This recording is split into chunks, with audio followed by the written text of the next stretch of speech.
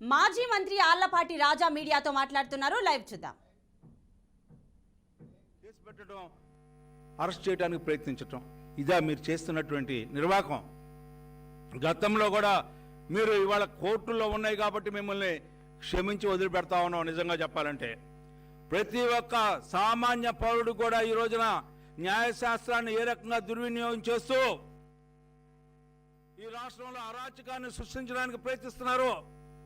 ప్రతి ఒక్కరికి తెలిసినటువంటి అంశం ఈ రోజున ఆనాడు తెలుగుదేశం పార్టీ ఆవిర్భావం, వడ్డకాడు బుడ్డాడికి కూడా రాజకీయం ఏ రకంగా అవగతమైందో, ఈరోజు న్యాయశాస్త్రంలో ఉన్న లోపాలను కానీ న్యాయశాస్త్రం ఏ రకంగా దుర్వినియోగం కాబడుతుందని చెప్పి ప్రతి ఒక్క సామాన్య పౌరుడికి అక్రమ నిర్బంధంలో 53 రోజులు చంద్రబాబు నాయుడు గారు భౌతికంగా అయితే నష్టం జరిగిందేమో కానీ ఈ రోజున ప్రతి ఒక్కరికి కూడా ఈ న్యాయశాస్త్రాన్ని ఏ రకంగా దుర్వినియోగం చేస్తున్నారనేది మాత్రం తెలిసిన మాట సత్యం అని చెప్పి మీకు మనం చేస్తా ఉన్నా. ఎందుకంటే మనం చెప్పుకుంటా ఉంటాం జస్టిస్ డిలేడ్ ఈజ్ డినైడ్ అని. దానికి ఈ రోజున మీరు చేసే జాప్యం, మీరు చేసే కాలయాపన, కోర్టులో ఉన్న ఎక్సెప్షన్స్ తీసుకొని మీరు ఏ రకంగా దుర్వినియోగం చేస్తున్నారో ప్రజలు గమనిస్తూ ఉన్నారని చెప్పి మీకు మనం చేస్తా ఉన్నా. ఇవాళ బెయిల్ మంజూరైన సందర్భంలో ఏ రకంగా వ్యాఖ్యానాలు ఉన్నాయనేది ఒకసారి గమనించాల్సిన అవసరం ఉంది. ప్రజలు తెలుసుకోవాల్సిన అవసరం ఉంది. ప్రభుత్వం యొక్క అధికార దుర్వినియోగం, అధికారాన్ని అడ్డం పెట్టుకొని ప్రజల్ని, ప్రతిపక్ష నేతల్ని, మరి ముఖ్యంగా జాతీయ పార్టీ తెలుగుదేశం పార్టీ జాతీయ అధ్యక్షుడైనటువంటి చంద్రబాబు నాయుడు గారి మీద కేసులు పెట్టాలనుకుంటే ఇవాళ చంద్రుడి మీద బురదేసినట్టే అని చెప్పి మేము చెప్పడమే కాదు, న్యాయశాస్త్రాలు, న్యాయస్థానాలు ఇవాళ ఏ రకమైన రుజువులు మీరు చూపించలేకపోయారు. It's a failure of the prosecution అని చెప్పి చెప్పుకునే పరిస్థితిలో ఉన్నారంటే ఇంతకంటే దుర్మార్గం ఉంటుందని చెప్పి ఈ సందర్భంగా మనవి చేసుకుంటూ, ఏది మీరు ఏ రకంగా మీరు నిరూపించాలనుకున్నా కూడా మీ నాయన వల్ల గాల, నీ వల్ల అంతకంటే అవ్వదు. ఒక దొంగ 16 నెలలు పైన జైల్లో ఉన్నాయన, 17 కేసులు, 11 కేసులు, 7 కేసులు ఈడీ, 18 కేసుల్లో నువ్వు ముద్దాయివి. ఎప్పుడైనా బెయిల్కి వెళ్ళావా? ఎప్పుడైనా బెయిల్ మీద ఉన్నటువంటి ముఖ్యమంత్రివి ఎప్పుడైనా కోర్టుకు వెళ్ళావా అని చెప్పి నేను అడుగుతా ఉన్నా. ఎన్నిసార్లు నేను కోర్టుకు పిలిచారు? ఎందుకు వెళ్ళలేకపోయావు? పైగా మీరేం చెప్తారు, మీకు సమయం దొరకలేదా? నువ్వు తాడేపల్లి ప్యాలెస్ నుంచి ఎన్నిసార్లు బయటికి వెళ్ళావు? నీకు సమయం లేదా కోర్టుకు వెళ్ళే సమయం?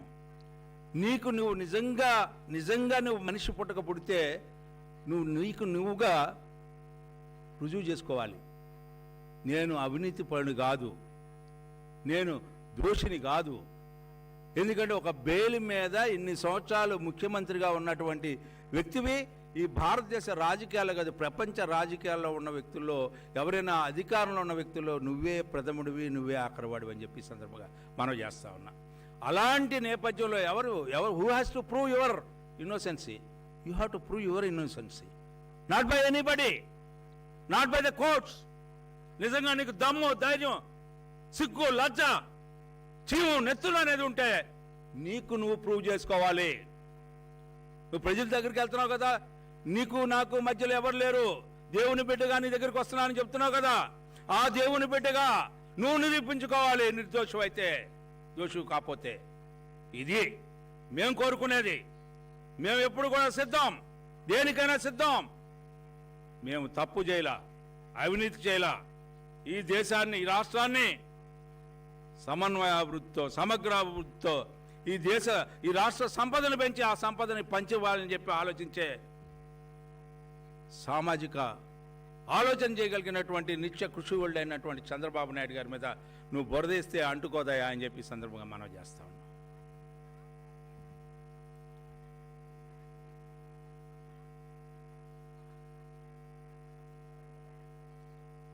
మాకు ఎవరు కూడా ఆటంకం కలగజేయలేరండి. ఎందుకంటే మేము దోషులం కాదు, మేము నిర్దోషులు. నీతికి నిజాయితీకి మారుపేరు.